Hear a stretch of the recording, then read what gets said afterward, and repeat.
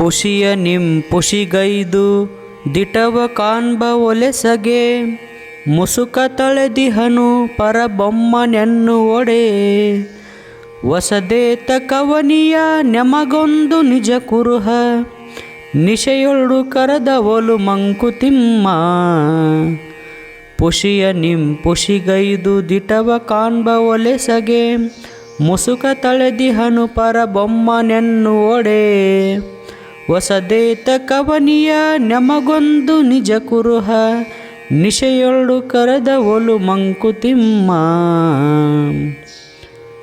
ನೋಡಿ, ಈ ಕಗ್ಗದ ಭಾವಾರ್ಥ ಹೀಗಿದೆ.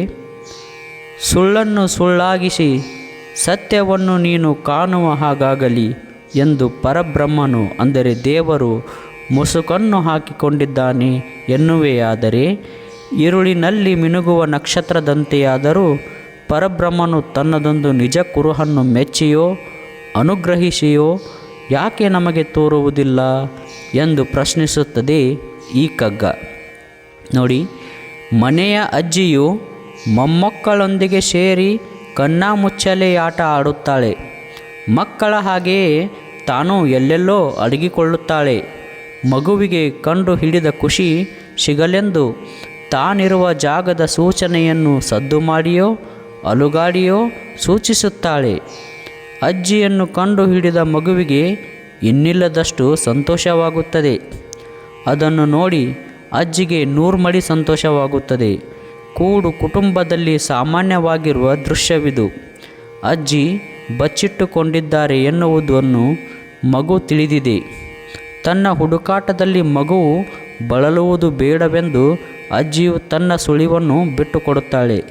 ರಸಮಯ ಅನುಭವವು ಸಿಹಿ ನೆನಪನ್ನು ಉಳಿಸಿಕೊಂಡು ಬಾಂಧವ್ಯವನ್ನು ಗಟ್ಟಿಗೊಳಿಸುತ್ತದೆ. ಪರಬ್ರಹ್ಮನು ಅಂದರೆ ದೇವರು ಅವ್ಯಕ್ತನಾಗಿದ್ದಾನೆ, ಯಾರಿಗೂ ಕಾಣದಂತೆ ಮುಸುಕು ಹಾಕಿಕೊಂಡು ಅವಿತಿದ್ದಾನೆ ಎನ್ನುತ್ತಾರೆ. ಹಾಗಾದರೆ ಎಲ್ಲಿ ಬಚ್ಚಿಟ್ಟುಕೊಂಡಿದ್ದಾನೆ?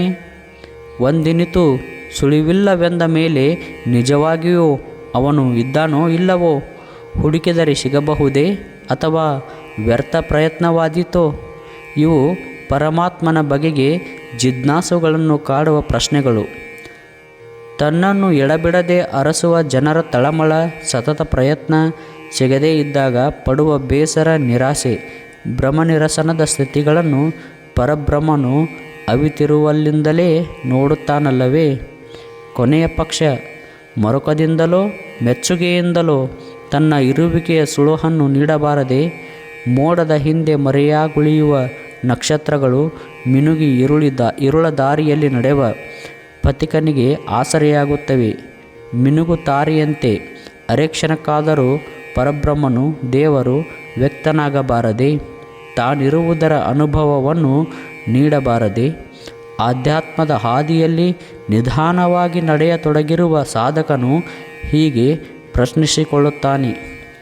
ಮನುಜ ಜೀವನದ ಮೂಲ ಉದ್ದೇಶವು ಪರಬ್ರಹ್ಮನನ್ನು ಅಂದರೆ ದೇವರನ್ನು ಸೇರುವುದು. ಪ್ರತಿಯೊಂದು ಹಂತದಲ್ಲೂ ತನ್ನನ್ನು ತಾನು ಪರಿಷ್ಕರಿಸಿಕೊಂಡು ಕರ್ಮ ದೋಷಗಳ ಹೊರೆಯಿಂದ ಮುಕ್ತನಾಗಿ ಪರಬ್ರಹ್ಮನನ್ನು ಅಂದರೆ ದೇವರನ್ನು ಸೇರುವುದು ಜೀವಾತ್ಮದ ಗುರಿ. ಪುಟ್ಟ ಹನಿಯೊಂದು ತೊರೆ ನದಿಗಳ ದಾರಿಯಲ್ಲಿ ಸಾಗಿ ಅನಂತ ಸಾಗರವನ್ನು ಸೇರುವಂತೆ ಜೀವಾತ್ಮವು ವಿವಿಧ ಅವಸ್ಥೆಗಳನ್ನು ದಾಟಿ ಬರುತ್ತದೆ.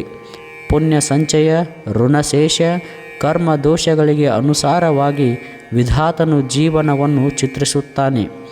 ಇದರಿಂದ ಬದುಕಿನುದ್ದಕ್ಕೂ ಅನಿರೀಕ್ಷಿತಗಳನ್ನು ಎದುರಿಸಬೇಕಾಗುತ್ತದೆ. ಮನುಜನಿಗೆ ತನ್ನ ಜೀವನ, ಸುತ್ತಲಿನ ಪರಿಸರ, ಸಂಭವಿಸುವ ಘಟನೆಗಳೆಲ್ಲವೂ ಬೆರಗು ಹುಟ್ಟಿಸುತ್ತದೆ. ಜಗತ್ತು ಕೌತುಕಮಯವೆನ್ನಿಸುತ್ತದೆ. ಈ ಕುತೂಹಲ ಮತ್ತು ಕಾರಣದ ಅನ್ವೇಷಣೆಯಲ್ಲಿ ಕೆಲವರಿಗೆ ಏನೂ ಅರ್ಥವಾಗುವುದಿಲ್ಲ. ಕಣ್ಣಿಗೆ ಕಾಣುವುದಷ್ಟೇ ಸತ್ಯ ಎಂದು ವಾದಿಸುತ್ತಾರೆ. ನಾನು ಎನ್ನುವ ಹಮ್ಮು, ನನ್ನದು ಎನ್ನುವ ಮೋಹವು ಅವರನ್ನು ನಾಸ್ತಿಕರನ್ನಾಗಿಸುತ್ತದೆ. ಇಲ್ಲ ಎಂದು ನಿರಾಕರಿಸುತ್ತಲೇ ದೇವರನ್ನು ಮತ್ತೆ ಮತ್ತೆ ನೆನೆಯುತ್ತಾರೆ, ಶೋಧಿಸುತ್ತಾರೆ.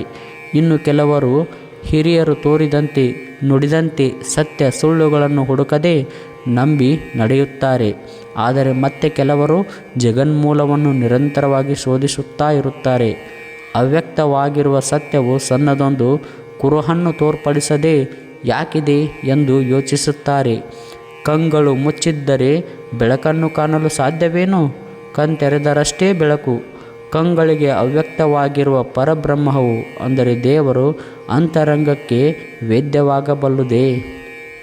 ಒಂದರೆ ಕ್ಷಣ ಈ ಅರಿವು ಗೋಚರಿಸಿದರೂ ಸಾಕು, ಬಾಹ್ಯ ಜಗತ್ತು ಪರಬ್ರಹ್ಮದ ಆವಾಸ ಸ್ಥಾನವಾಗಿ ಗೋಚರಿಸುತ್ತದೆ.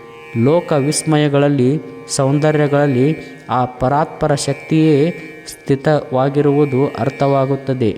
ಹಾಗಾಗಿ ಸದಾ ಬದಲಾಗುವ ಜೀವ ಜಗತ್ತಿನ ತುಂಬ ಪರಬ್ರಹ್ಮ ಅಂದರೆ ದೇವರ ಸ್ವರೂಪವಿದೆ. ಆ ಚೈತನ್ಯದ ದರ್ಶನಕ್ಕಾಗಿ, ಅನುಭೂತಿಯನ್ನು ಪಡೆಯುವುದಕ್ಕಾಗಿ ಮಾಡುವ ಕಿಂಚಿತ್ ಪ್ರಯತ್ನ ಕೂಡ ಜೀವನೋದ್ಧಾರಕ್ಕೆ ಕಾರಣವಾಗುತ್ತದೆ. ಆಂತರ್ಯವನ್ನು ವೀಕ್ಷಿಸುವ, ಶೋಧಿಸುವ ಕಾರ್ಯವು ನಿರಂತರವಾದರೆ ಎಲ್ಲೆಡೆಯೂ ಪರಬ್ರಹ್ಮನಿರುವುದು ಅಂದರೆ ದೇವರು ಇರುವುದು ಗೋಚರವಾಗಬಹುದು. ಧನ್ಯವಾದಗಳು. Thank you.